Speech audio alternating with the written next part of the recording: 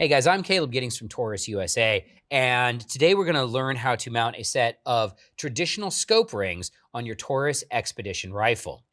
Now, we have a lot of different options for mounting optics to the Expedition. Because it uses a Remington 700 short action, you can do anything from using a pick rail, or in this case, mounting traditional scope rings directly to the rifle's receiver. To do this, we're going to need a couple of tools. I like to have an Allen wrench to get the screws started in the receiver, and when I'm going through to finally tighten them down, I like to have a torque wrench. This allows me to get them to the proper tightness, which on this gun is in between 30 and 40 inch-pounds, which I have already set my torque wrench to. So the first thing that we're gonna do is I'm gonna pull off the ring that I'm not working with, and then I'm gonna go ahead and make sure that my first ring is aligned with the holes in the receiver. I'm gonna drop that screw in, and I'm gonna go ahead and just get it started in the receiver.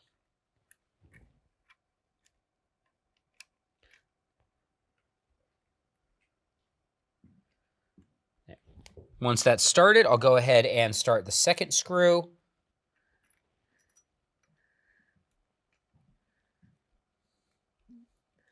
And now that both of those are started, I can go ahead and just screw them down to finger tightness with my Allen key. Then I will move on to the back ring.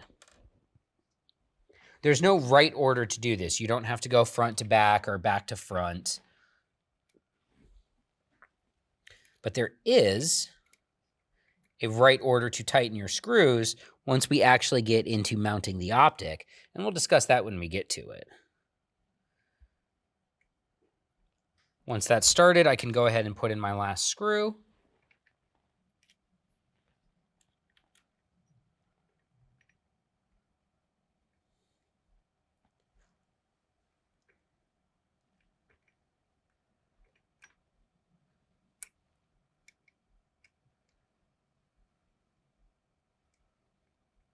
Now that the screws are largely hand tight into the receiver, I can go ahead and start using my torque wrench to actually torque them down.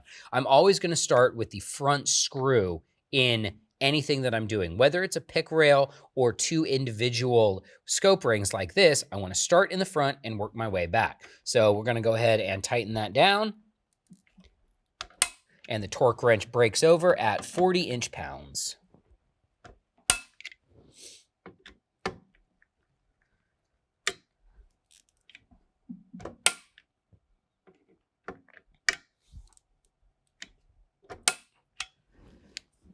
Now that the rings are mounted and I've torqued them down, the last thing I want to do is I want to check to make sure that they're not protruding too far through the receiver and interfering with the throw of the bolt. That's accomplished very easily simply by manipulating the bolt. All you do is open it up, run it to the extent of its travel to the rear, and run it forward.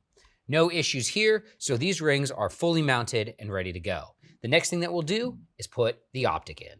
Now that we have the bases of the rings mounted, it's time to actually put the optic in. We have a Leupold VX5 HD scope. This is a 3x15 with a 44mm eyepiece, and it has a 30mm tube. One thing that's important is you need to make sure that your rings match the size of your tube. If you try to mount a 30mm scope in 1-inch rings, it's not gonna go well for you, and vice versa. Don't ask me how I know that. It's a mistake I've made many times. That's how I know that.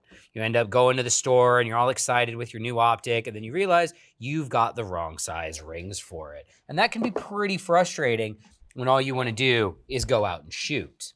Once we place the scope in the rings, we're going to go ahead and put the top of the rings on, but we're not going to fully tighten anything down yet because we need to do two things before we fully tighten. We need to set our eye relief, and we need to make sure that the scope is actually level. So I'm going to go ahead and I'm just going to put the screws in, and I'm going to get them started enough that they hold the scope a little bit in place, but they don't fully lock it down.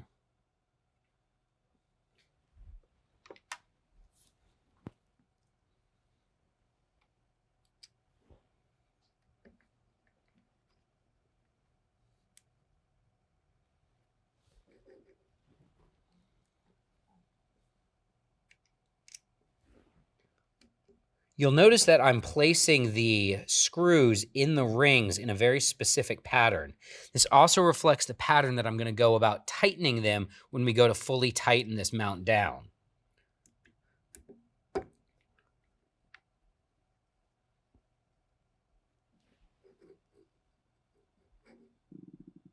All right, we can add a couple more screws, and then we can start tightening it, and then we'll set our eye relief.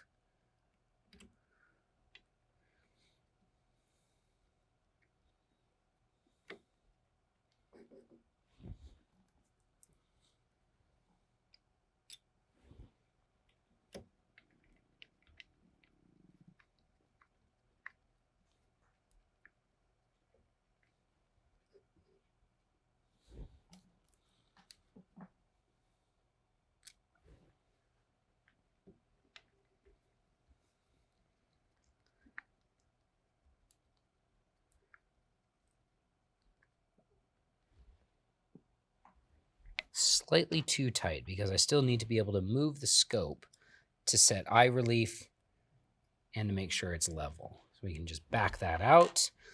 Fun note, I'm not using my torque wrench to loosen anything because that will destroy a torque wrench. So if you are doing anything with a torque wrench, you need to have a manual tool of some sort that you can actually loosen with as well. You don't want to ever use a torque to loosen a screw. So now that this is pretty stable in here, what I'm going to do is I'm going to go ahead and set my eye relief. And to do that, I actually need to break it out of the mount. And I'm just going to pick the rifle up and shoulder it in what would be a fairly natural fashion for me. And I want to be able to get my eye comfortably behind the reticle without getting too close or without being too far back. And where I have this set right now is just about perfect for me. I don't have any black boxes or shadows in the eye box, and I'm able to see clearly through the reticle. That's lovely. Now that my eye relief is set, I need to make sure it's level before I start tightening it. Fun fact, I actually used to think that leveling a scope meant leveling it in the front to back plane, which I was always confused by because that didn't make any sense since the rings were sort of at a fixed height. I learned that it was actually leveling it that way, not front to back. So I have an actual honest to God level that I'm just going to place on top of here. And then I'm going to turn to make sure that the bubble is in the middle and it's nice and level. Now that that's in place, I can actually go ahead and start tightening my screws down in the order that I originally placed them in, not tightening everything to its exact torque spec first. I want to get everything tight enough that I start feeling the wrench bind, and then I'll go ahead and get everything tight, and then eventually I'll move on to actually torquing them down. All the while making sure to not break the level of the scope. It's important to have your scope level in the windage or the left-right plane, whatever you want to call it, because when you're adjusting this and you're zeroing it, if it's not level and you dial 4 clicks up, those won't actually be truly straight up clicks. They may be a little bit off to the left or a little bit off to the right, depending on whether your scope is leveled. And then as your distance to target gets magnified and increases, that's going to throw those hits off more and more. Now on this, I'm using 25 inch-pounds of torque to make sure that this is an appropriate amount of tightness for what I'm doing. Now that every screw is hand tight and my scope is still level, I can apply the appropriate amount of torque to them. And again, I'm going to start with what would be the top left screw if I was looking down over the rifle. Then I'm going to move over to the bottom right screw on the top mount and tighten that one. I'll go straight back here, and then I'll come across the rifle. So I've kind of made an X pattern across the rifle. Then I'll go up top to the top right screw, the left side, and then the opposite side screws. By tightening everything in an X pattern, at no point do I overstress or overpressure any of the screws. And now my optic is fixed nice and tight in the mounts. I can go ahead and check to make sure it's level one more time. The scope is still nice and level. And that is how you mount a scope in traditional scope bases on the Taurus Expedition.